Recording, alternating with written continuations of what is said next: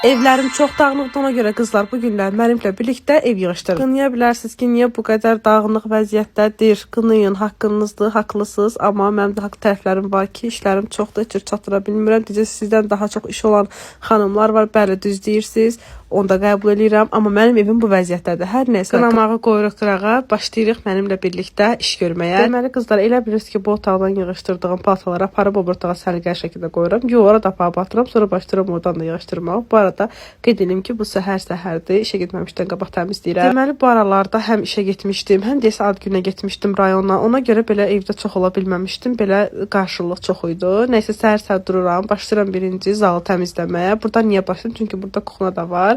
Təmizləyəndən sonra kuxnaya keçirəm. Bilirəm ki, hə, kuxnamı təmizlə, ondan sonra daha rahat oluram. Otağın için yığışdırırıq. Sağ olsun, mənim qızım da o qədər təmizkar qızdır ki, bir dənə çöpün belə yerə atmır, əslində olan. Hə, qardaşım da həmçinin, mən də həmçinin. Görəm, bunlar dağılır. Mən deyirəm, əşim, mən nəyim əskikdir, qoy mən də biraz dağıdım. Nəysə, sonra o güc mənə düşür.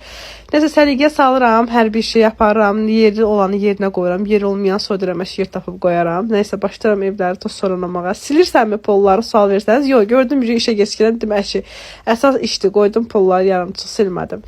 Amma qabları yuram burada, qabları yuram, yeməyimi yeyirəm, o otağı yığışdırıram, prosta bir dənə silmirəm. İndi Allah kərimdə, Allah nə vaxt qismət edə onları polları silərik. Nə olar ki, qızlar? Hə, deməli, qabları yuram, nə də olsa heç xoşlamıram əslində kirli qab qoymağa. Nəysə də indi hərdən olur da, indi yorğun ola bilir, yata bilərik, yorğun ola bilərik. Ona görə də siz onu boş verin. Peçin üstündə silirik. Əsas nədir? Peçimizin üstü təmiz olsun deyirik.